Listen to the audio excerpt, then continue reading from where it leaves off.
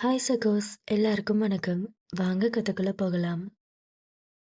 அசோக் சிரிப்பதை பார்த்த மீரா அதிர்ச்சி அடைந்தாள்.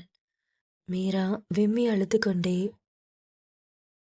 அசோக் சார், இப்பயே சிரிக்கிறீங்க என்று அவள் கேட்க, அசோக் தன் சிரிப்பை அடக்க முடியாமல் தன் நெற்றியை தடவிக்கொண்டே அவளை நெருங்கி வந்தான். பின்ன சிரிக்காம? டே ஆதி, நீ நிஜமாவே கில்லாடிடா. என் அம்மா பிளான் பண்ணியிருக்கா என் மச்சான். என்ன ஒரு எக்ஸிகியூஷன் என்று கூறியவன் மீராவை பார்த்து, என்ன மீரா அப்படி பார்க்குற? அந்த சிவத்துக்கு ஆதி கொடுத்த தண்டனை பார்த்தியா? உன் கையாலேயே அந்த ஆள் செத்து போயிட்டான். உயிருக்கு உயிரா வளர்த்த பொண்ணு கையாலேயே அந்த ஆள் துடிச்சு செத்துருக்கான். இதை விட ஒருத்தனை எப்படி பழி வாங்க முடியும் என்று அவன் கூற, அந்த வார்த்தைகள் மீராவின் காதுக்குள் ஈயத்தை காய்ச்சி ஊற்றுவது போல இருந்தது. அவளது உடல் நடுங்கத் தொடங்கியது. மீரா ஒன்றும் புரியாமல், என்ன என்ன சொல்றீங்க? என் கையால என் அப்பா செத்தாரா? அட என்ன மீரா, என்னமோ புரியல. நீ உங்க அப்பாவுக்காக கொண்டு வந்தே இந்த சாப்பாடு, அதுல தான் மாற்றே இருக்கு. ஆதி அதுல விஷத்தை கலந்து கொடுத்து விட்டுருக்கான். அதைத்தான் உன் கையால உங்க அப்பாவுக்கு நீ ஊட்டி விட்டுட்டு இருந்த. ஒரு துரோகியோட பொண்ணு கையாலேயே அந்த துரோகிக்கு சாவு வரணும்னு ஆதி போட்ட பிளான பார்த்தியா என்று அவன் கூற, மீரா அப்படியே சிலையாக நின்றாள். மெதுவாக தன் கைகளை பார்த்தாள். சிவத்திற்கு ஊட்டிய அந்த சோற்று பருக்கைகள் இன்னும் அவள் விரல்களில் ஒட்டியிருந்தன. அந்த பருக்கைகள் இப்போது அவளுக்கு பாம்பின் விஷமாக தெரிந்தன. மீரா அலறிக்கொண்டு, இல்ல இல்ல, நீங்க பொய் சொல்றீங்க. ஆதி அப்படி பண்ணியிருக்க மாட்டாரு. அதுவும் ஏன் கையால எப்பாவ சாவடிக்கணும்னு அவர் நினைச்சிருக்க மாட்டாரு என்று அவள் கூற, அசோக் நக்கலாக சிரித்தான். மீரா, உனக்கு ஆதியை பத்தி இன்னும் முழுசா தெரியல. அவன் கூட நான் சின்ன வயசுல இருந்து டிராவல் பண்ணியிருக்கேன். ஆதி உன்னை விரும்புறது உண்மைதான். ஆனா உன்னை விட அவன் அதிகமா நேசிக்கிற ஒரு விஷயம்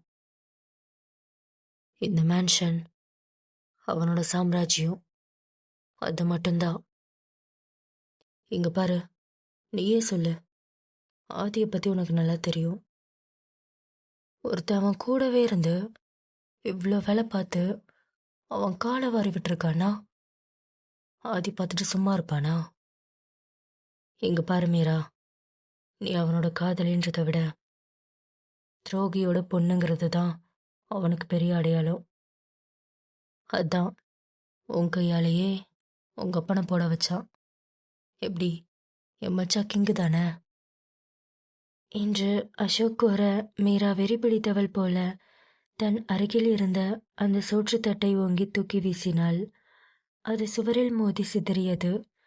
அவள் தனது தந்தையின் முகத்தை பார்த்து கதறி அழுதாள். அப்பா, அப்பா, என்னை மன்னிச்சிருங்கப்பா. நானே உங்களை கொண்டுட்டேன்ல. என் கையால நானே உங்களை கொண்டுட்டேனேப்பா. என் காதலை வச்சு என்னை இப்படி கொலைக்காரியா மாத்திட்டான்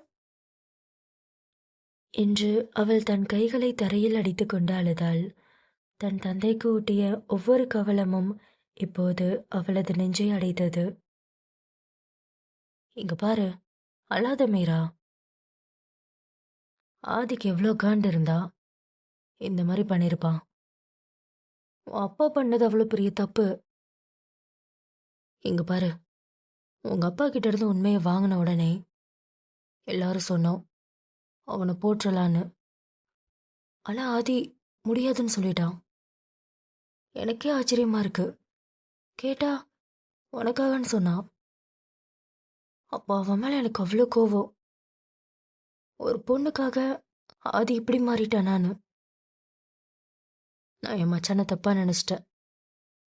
என் ஆதி எப்பவும் மாறமாட்டான். பார்த்தேல, உன் கையாலே உங்க அப்பனை சாவடிச்சான். அதான் ஆதி. டேய் மச்சான், சாரிடா. நான் கூட உன்னை தப்பா நினைச்சிட்டேன். என் மச்சான் எப்பவுமே வேற லெவல் தான் என்று அசோக் ஆதியை பெருமையாக பேசிக் கொண்டிருந்தான். அந்த இருண்ட அறை இப்போது ஒரு சுடுகாடாக மாறியிருந்தது. மீராவின் கதறல் சத்தம் அந்த மேன்ஷன் முழுவதையும் அதிர வைத்தது. தான் நேசித்த ஒருவனுக்காக தன் தந்தையை தானே கொன்ற அந்த பாவம் அவளது இதயத்தை 1000 துண்டுகளாக உடைத்தது. வெளியே நிலவு மறைந்து காரிருள் அந்த மேன்ஷனை சூழ்ந்து கொண்டது. அப்போது திடீரென்று அந்த அறையின் உள்ளே ஆதியும் விஸ்வாவும் நுழைந்தார்கள். உள்ளே சிவம் பிணமாக கிடக்க மீரா சிதைந்து போய் அமர்ந்திருப்பதை ஆதி எந்த சலனமும் இன்றி பார்த்தான். அசோக் ஓடிச் சென்று ஆதியை உற்சாகமாக கட்டிப்பிடித்தான்.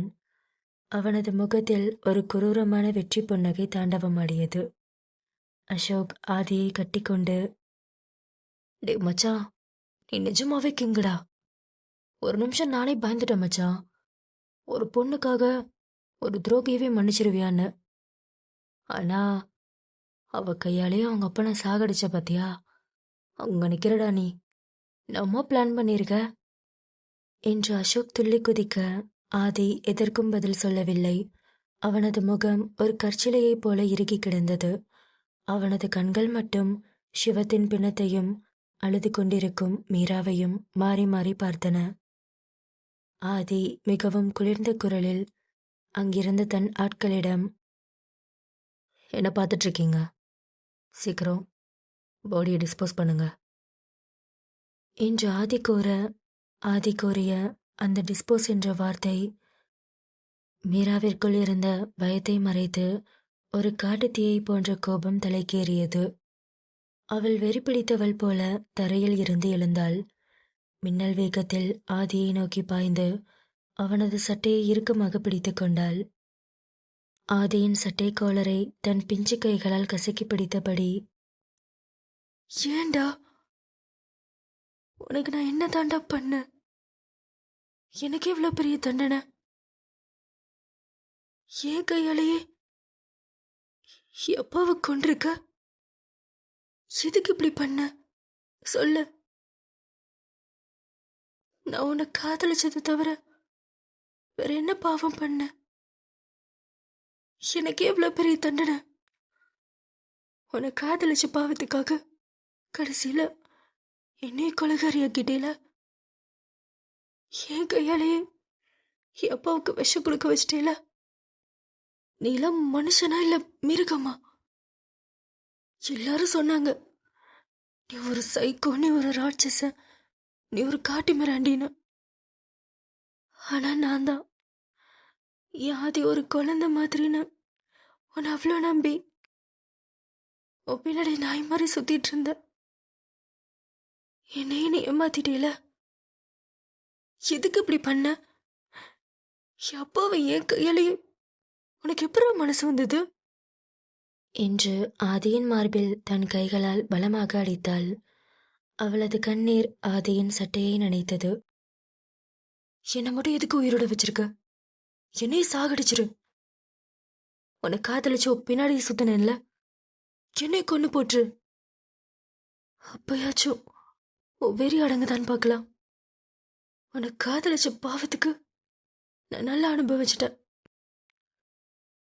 யார் சொல்லியே கேட்காம உன்னையே நம்பி பைத்தியக்காரி மாதிரி உன்னை சுத்திட்டு இருந்தேன் பாரு. அதுக்கெல்லாம் சேர்த்து வச்சுதான் என்ன இந்த நிலைமை கொண்டு வந்துட்டேல. இப்போ உனக்கு சந்தோஷமா என்று அவள் கதற ஆதி ஒரு வார்த்தை கூட பேசவில்லை. அவளது அடிகளை அவன் மௌனமாக வாங்கி கொண்டான்.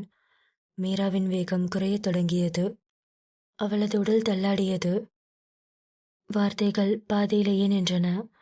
அளவுக்கு அதிகமான அதிர்ச்சியும் வேதனையும் அவளது மூளையை முடக்கியது. மீரா அப்படியே ஆதியின் கைகளிலேயே நிலை குலைந்து மயங்கி சரிந்தாள். ஆதி சட்டென்று அவளை தாங்கி பிடித்தான். அவளது முகத்தை பார்த்தபோது அவனது கண்களில் ஒரு நொடி மின்னல் போன்ற ஒரு வழி வந்து மறைந்தது. அவன் மீராவை அப்படியே தன் கைகளில் ஏந்தி தூக்கிக் கொண்டான். அவன் மீராவை தூக்கிக் கொண்டு அவசரமாக அந்த அறையை விட்டு வெளியேறினான். ஆதியின் ஆட்கள் சிவத்தின் உடலை ஒரு வெள்ளை துணியால் போர்த்தி தூக்கத் தொடங்கினர். அங்கே விஸ்வா மட்டும் இன்னும் மௌனமாக நின்று கொண்டிருந்தான். அவனுக்கும் சிவம் மீது வெறுப்பும் கோபமும் இருந்தாலும் இந்த ஒரு செயல் அவனுக்கே ஏதோ ஒரு தர்ம சங்கடத்தை தருவது போல தெரிந்தது. அவன் சிவத்தின் பிணத்தை ஒரு முறை ஆழ்ந்து பார்த்தான். ஒரு காலத்தில் செல்வாக்கோடு இருந்த ஒரு மனிதன் இன்று தன் மகளின் கையாலே விஷம் கொடுக்கப்பட்டு அனாதையாக தூக்கிச் செல்லப்படுவதை பார்க்கும்போது அவனுக்கே மனம் கனத்தது. விஸ்வா ஒரு நீண்ட பெருமூச்சு விட்டுவிட்டு எதையும் பேசாமல் அந்த இருண்ட அறையை விட்டு வெளியேறினான். அந்த இருண்ட அறையில் இப்போது வெறும் இரத்த வாடையும் மீரா வீசி எறிந்த அந்த விஷம் கலந்த சோற்றுப்பருக்கைகளும் மட்டுமே எஞ்சியிருந்தன. ஆதியின் பழிவாங்கும் தாகம் தீர்ந்ததா அல்லது இது ஒரு புது நரகத்தின் ஆரம்பமா? தொடர்ந்து பார்ப்போம். ஆதி மீராவை தன் வலிமையான கரங்களில் ஏந்தியபடி அந்த அறையை விட்டு வெளியேறி படிக்கட்டுகளில் ஏறி வந்தான். அவனது மார்பில் சாய்ந்திருந்த மீராவின் முகம் உயிர் பிரிந்த ஒரு மலரைப் போல வெளுத்து போயிருந்தது. அவளது இதழ்களில் இன்னும் அந்த அழுகையின் நடுக்கம் எஞ்சியிருந்தது. ஆதி அவளை நேராக தனது அறைக்கு கொண்டு சென்றான். அங்கிருந்த பிரம்மாண்டமான மெத்தையில் மிகவும் மென்மையாக அவளை கிடத்தினான். அவளது தலையணையில் பட்டபோது கலைந்திருந்த அவளது கூந்தலை ஆதி மெல்ல ஒதுக்கிவிட்டான். சில நிமிடங்களில் மருத்துவர் அறைக்குள் நுழைந்தார். ஆதி ஒரு ஓரமாக நின்று கைகளை கட்டிக்கொண்டு மீராவை வெறித்து பார்த்து கொண்டிருந்தான்.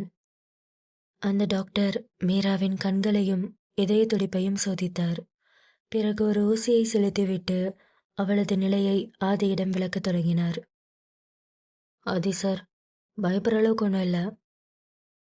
அவங்க அப்பா இறந்தத அந்த பொண்ணால் ஏற்றுக்க முடியல. ரொம்ப எக்ஸ்ட்ரீம் லெவலில் எமோஷ்னல் ஆயிட்டாங்க.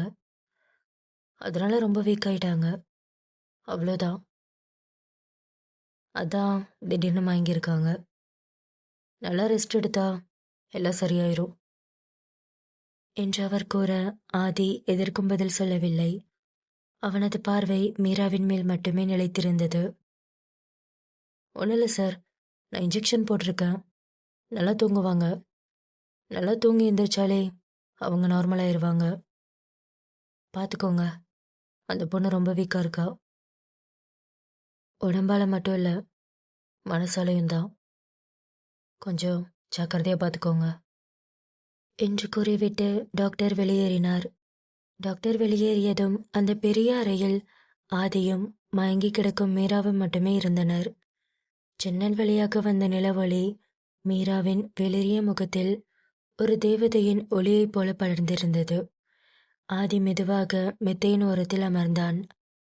அவளது கைகள் இன்னும் நடுங்கிக் கொண்டிருந்தன. தன் தந்தையை கொன்றுவிட்டோம் என்ற அந்த பாவம் அவளது ஆழ்மனதில் இன்னும் ரணமாக தைத்து கொண்டிருப்பதை ஆதி உணர்ந்தான். ஆதி மெதுவாக அங்கிருந்த பெட்ஷீட்டை எடுத்து அவளது உடல் முழுவதும் போர்த்திவிட்டான். ஏண்டி, எதுக்கு என்னை இவ்வளோ காதலிச்ச? ஒருவேளை என்னை இந்த அளவுக்கு நீ காதலிக்காம இருந்திருந்தா உன்னை நான் இந்த அளவுக்கு சிதைச்சிருக்கவே மாட்டேன். ஆனா நீ அசுரத்தனத்தையும் தாண்டி என் மனசுக்குள்ள நுழைய பார்த்தேல, அங்கதாண்டி நீ தோத்து போயிட்ட என்று கூறியவன் தன் கரங்களால் மீராவின் தலையை மென்மையாக வருடினான். அவளது நெற்றியில் ஆழ்ந்த ஒரு முத்தத்தை பதித்தான். அந்த முத்தத்தில் காதல் இருந்ததா அல்லது மன்னிப்பு இருந்ததா என்பது அவனுக்கு மட்டுமே தெரியும். அவன் அவளது முகத்தையே சில நிமிடங்கள் பார்த்து கொண்டிருந்தான். அவளது இதழ்கள் அப்பா என்று முணுமுணுப்பது போல அவனுக்கு தோன்றியது. ஆதி சட்டென்று எழுந்து நின்றான். எதையோ யோசித்தவன் திடீரென்று அந்த அறையை விட்டு வெளியேறினான். ஆனால் ஆதியின் இதயம் மட்டும் அந்த அறையிலேயே மீராவின் பக்கத்தில் தங்கிவிட்டது. மறுநாள் காலை விடிந்தது. ஆனால் அந்த மேன்ஷனில் மங்களகரமான சூரிய ஒளி படரவில்லை. ஒரு விதமான மரண அமைதியும் நிசப்தமுமே அங்கே நிலவியது. பிரம்மாண்டமான ஹாலில் ஆதி, அசோக் மற்றும் விஸ்வா மூவரும் அமர்ந்திருந்தனர். யாருடைய முகத்திலும் பேச்சில்லை.